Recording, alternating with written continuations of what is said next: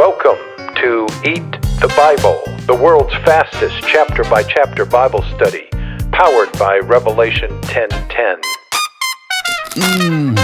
Okay, let's get started.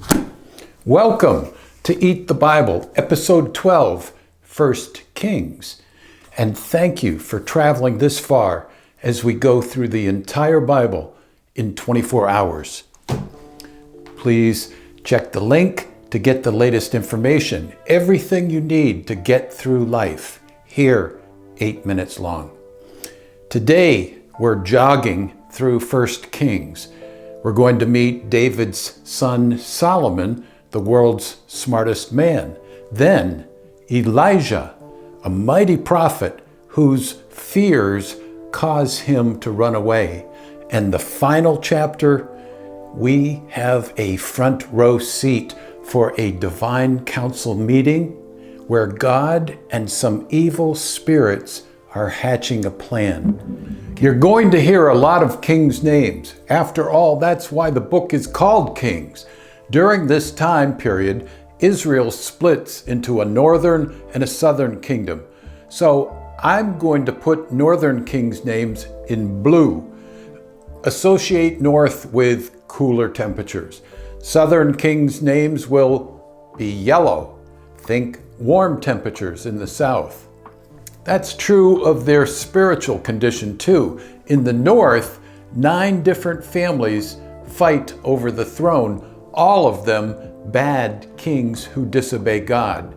In the south, there's only one family, the descendants of David, and almost half of them are good kings who love the Lord. Can you handle all this rich food? Okay, let's go. Eat 1 Kings. David is weary in his old age. He procrastinates and doesn't appoint a successor. Adonijah, a son he never disciplined, attempts to claim the throne.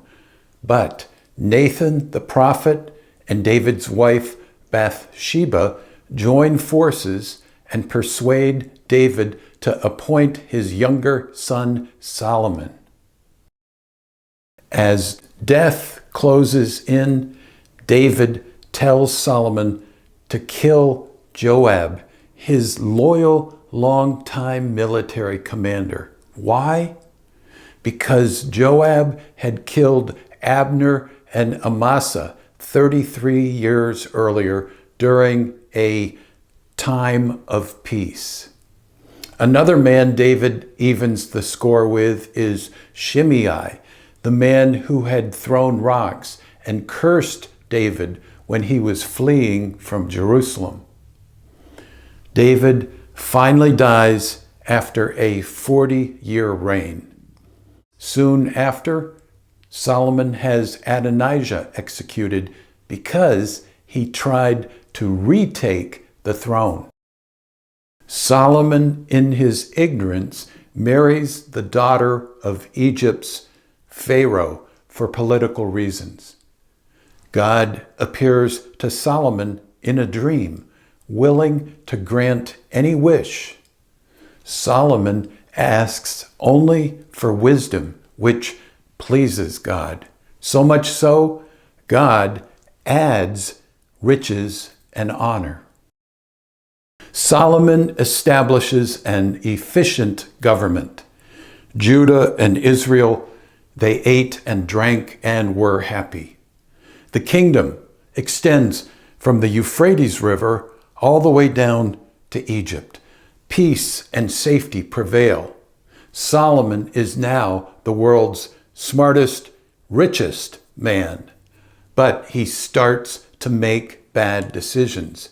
He accumulates horses and chariots, exactly what Moses commanded kings not to do. Solomon arranges with the king of Tyre for cedar and cypress logs. It's time to build the long-awaited temple.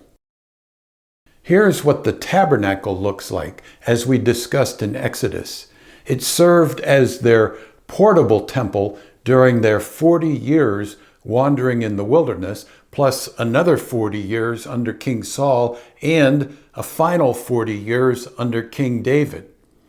Everything you see made of cloth or animal skins, everything that's soft will become solid and permanent, replaced by thick wood, stone, and brass.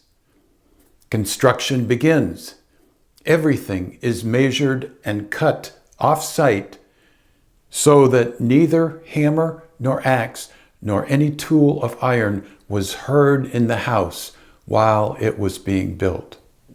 God appears to Solomon a second time, challenging him to walk closely with him and to do what he tells him to do.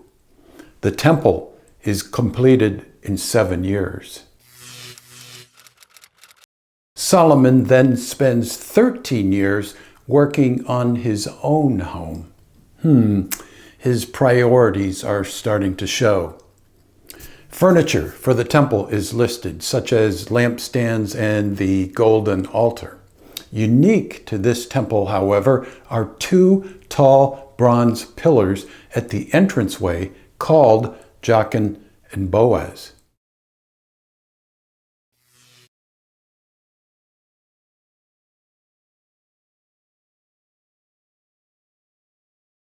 The ark is brought into the most holy place and deposited between the cherubim. And the poles were so long that the ends of the poles were seen from the holy place before the inner sanctuary, but they could not be seen from the outside. To the ungodly, those poles look too long, but to godly people, the poles are just right. God then fills the temple with his glory cloud, which overwhelms the priests. Solomon prays for the temple to be the place where God can be found in all circumstances, both good and bad.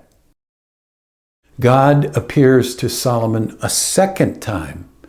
God states that his name, his eyes, and his heart will be in the temple forever.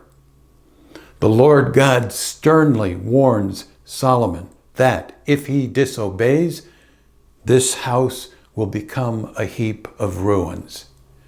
Hints of trouble appear on the horizon, starting with Hiram, king of Tyre, being offended by Solomon's gift of 20 cities. The Queen of Sheba investigates for herself just how wise and prosperous Solomon is. Now the weight of gold that came to Solomon in 1 year was 666 talents of gold. The final book of the Bible, Revelation, says 666 is the number of the Antichrist, who is Satan's mouthpiece. Sadly, we're about to see the world's smartest man, who was visited twice by God in dreams and anointed with God's Spirit. Such an intellectual person will make stupid choices, setting into motion Israel's breakup into 2 separate countries, each eventually being conquered, their citizens hauled away into captivity, and the magnificent temple in Jerusalem sacked and destroyed. We're reminded here of stupid decision number 1. Solomon continues importing horses and chariots from Egypt in violation of a law in Deuteronomy. Stupid decision number 2. Solomon acquires 700 wives and 300 concubines from foreign nations. And if that's not bad enough, when Solomon was old, his wives turned away his heart after other gods. God explains to Solomon that because he's disobedient, here comes trouble. 3 rebels arise, Hadad from Egypt, Rezin from Syria, and Jeroboam from Israel. After 40 years on David's throne, a cynical and depressed Solomon dies. Solomon's son Rehoboam assumes the throne. His arrogance and belief in high taxes causes the 10 tribes in the north to split off from Judah and Benjamin in the south. The rebel Jeroboam is made king of the north. The script of God is plainly in view here. Quote, "It was a turn of affairs brought about by the Lord," unquote. Jeroboam promptly disobeys God, 1, by setting up 2 golden calves to worship, 2, appointing non-Levitical priests, 3, building places of worship on high places, and 4, making up his own feast days. God sends a man to confront Jeroboam. After a successful intervention, the man of God gets deceived by a retired prophet and ends up being killed by a lion. God sends another prophet to tell Jeroboam, because of his disobedience, his entire line of male descendants will eventually be destroyed, starting immediately with his own child. After 22 years in power, he dies, and his younger son Nadab takes over. Meanwhile, in Rehoboam's kingdom down south, sin piles up. They're building high places, pillars, and Asherim in honor of satanic forces, and they're promoting a cult featuring male prostitutes. When Rehoboam dies, his son Abijam takes over. The northern and southern kingdoms fight each other. Abijam dies, and Asa takes over. Asa did what was right in the eyes of the Lord, as David, his father, had done. He kicks the male prostitutes out of the land. Idols are destroyed, but strangely, the high places are not touched. We'll discover that out of 42 kings, only 3 dared remove the high places. The equivalent today might be a political leader who determines the internet's harm outweighs its benefits, and he demands that cell phone towers be removed from their high places. How long would he remain in office? Not very. Anyway, Asa dies, and his son Jehoshaphat takes over. Meanwhile, up north, Nadab is assassinated by Baasha, who proceeds to kill the entire house of Jeroboam, thus fulfilling the prophecy. After Baasha dies, 3 worthless leaders, Elah, Zimri, and Omri, take the throne by assassination and suicide.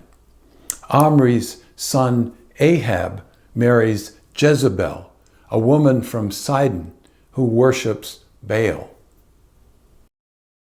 Elijah the prophet struggles to understand God's mercy towards Ahab. God seems to have a special place in his heart towards Ahab, despite his awful choice of wife. Elijah tells Ahab there will be a long famine with no rain. God feeds Elijah during this difficult time using ravens to bring him food. God then leads him to stay at a widow's house whose small jug of oil and small jar of bread never goes empty. And in fact, when her child dies, Elijah prays and the son is brought back to life. God tells Elijah to challenge Ahab to a spiritual showdown. Elijah takes on 450 prophets of Baal and 400 prophets of Asherah who eat at Jezebel's table. The spiritual battle takes place on top of Mount Carmel. A bull is sacrificed and laid on top of sticks on a stone altar. The terms of the battle: the God who answers by fire, he is God. So the Baal and Asherah worshippers dance and plead with Baal for hours, but their prayers are not answered. Elijah prays, and fire immediately comes down from heaven, consuming not only the bull and the wood, but even the stones. Elijah then slaughters all of Jezebel's prophets. Jezebel is furious and seeks to kill Elijah. Full of fear, Elijah goes into hiding at Mount Sinai in the wilderness. That's where God informs him it's time to pass the baton onto another prophet, Elisha. God delivers one of Israel's enemies, the king of Syria, into the hands of Ahab, but instead of devoting him to destruction, that is, killing him, Ahab lets him go. God is displeased. He tells Ahab his life is in the balance now. Ahab wants a tiny plot of land that's next to his palace, but the owner does not want to sell. So Jezebel arranges to have him murdered just like that.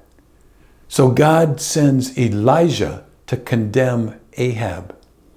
What happens next is amazing. Ahab repents, and God takes notice. God postpones punishment until after Ahab's death. One of the most fascinating scenes in the entire Bible: Ahab, king of northern Israel, and Jehoshaphat, king of southern Israel, join forces to fight Syria. Ahab's prophets are predicting great victory, but Jehoshaphat knows they're just yes men. He requests a real man of God step forth. Enter Micaiah, who sees a vision of God's divine counsel in progress. He says, "Therefore, hear the word of the Lord. I saw the Lord sitting on his throne, and all the hosts of heaven standing beside him, on his right hand and on his left. And the Lord said, who will entice Ahab that he may go up and fall at Ramoth Gilead?" And one said one thing, and another said another. Then a spirit came forward and stood before the Lord, saying, "I will entice him." And the Lord said to him, "By what means?" And he said, "I will go out and will be a lying spirit in the mouth of all his prophets." And he said, "You are to entice him, and you shall succeed. Go out and do so." Now, therefore, behold, the Lord has put a lying spirit in the mouth of all these your prophets. The Lord has declared disaster for you. Ahab chooses to disregard the warning, and off he goes into battle. But a certain man drew his bow at random and struck the king of Israel. And so Ahab dies. What we believe is, quote, random, is actually scripted by God. Proverbs says it best. We toss the coin, but it is the Lord who controls the decision.